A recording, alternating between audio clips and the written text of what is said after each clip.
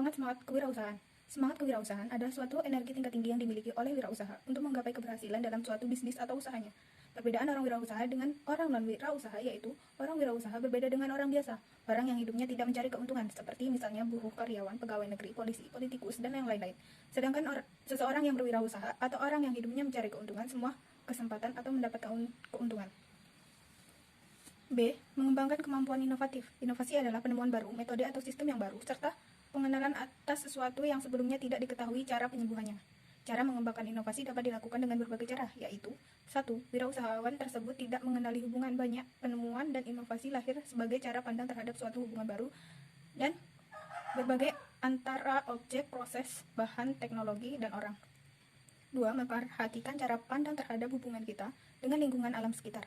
3. Proses yang inovatif meliputi pemikiran logis dan analitis terhadap pengetahuan, evaluasi, dan tahap implementasi. 4. Untuk menjadi seorang yang inovatif dalam berwirausaha, maka kita harus selalu berpikir positif agar dapat menjadi orang yang sukses. C. Mengembangkan kemampuan kreativitas. Istilah kreativitas menunjukkan kemampuan dalam menciptakan hasil karya baru yang merupakan produk-produk kreasi. Robert Westbank menyebutkan, berpikir kreatif terjadi apabila secara intensional seseorang menghasilkan suatu produk baru atau ketika dia melaksanakan tugas. Fungsi kreativitas dalam proses inovasi merupakan pembangkitan ide yang menghasilkan penyempurnaan efektivitas dan efisiensi pada suatu sistem.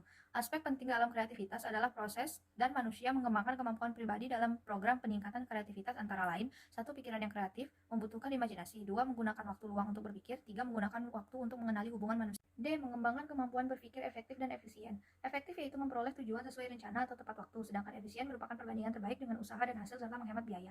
Maka berpikir efektif dan efisien yaitu berpikir yang mencapai hasil tertentu dengan tepat waktu sesuai dengan hasil yang direncanakan dan menghemat biaya.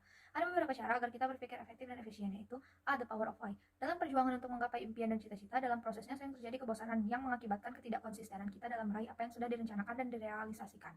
B. Habiskan bagian kegagalan kita. Teruslah berjuang, wahai para pejuang dan cita-cita. Jangan kalah karena suatu kegagalan, karena tiada kesuksesan tanpa sebuah kegagalan. C. Jangan mudah berpuas diri. Ketika sebagian target dari mimpi kita tercapai, jangan mudah bangga diri, berhenti menjadi lebih baik lagi, serta berhenti mengembangkan potensi yang dimiliki. E. Mengembangkan kemampuan berkomunikasi. Komunikasi sendiri adalah proses penyampaian pesan dari komunikator kepada komunikannya yang di dalamnya terkandung pesan dan makna tertentu.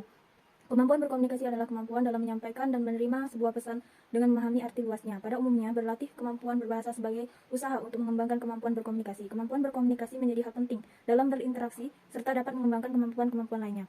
Pada dasarnya ada dua bentuk komunikasi yang umum digunakan dalam dunia bisnis, yaitu komunikasi verbal dan komunikasi nonverbal. Tujuan komunikasi usaha atau bisnis: 1. Informing, menginformasikan. 2. Persuading, melakukan persuasi. 3. Collaborating, berkolaborasi. Baiklah, hanya ini presentasi dari kelompok kami. Sekian, terima kasih. Wassalamualaikum warahmatullahi wabarakatuh.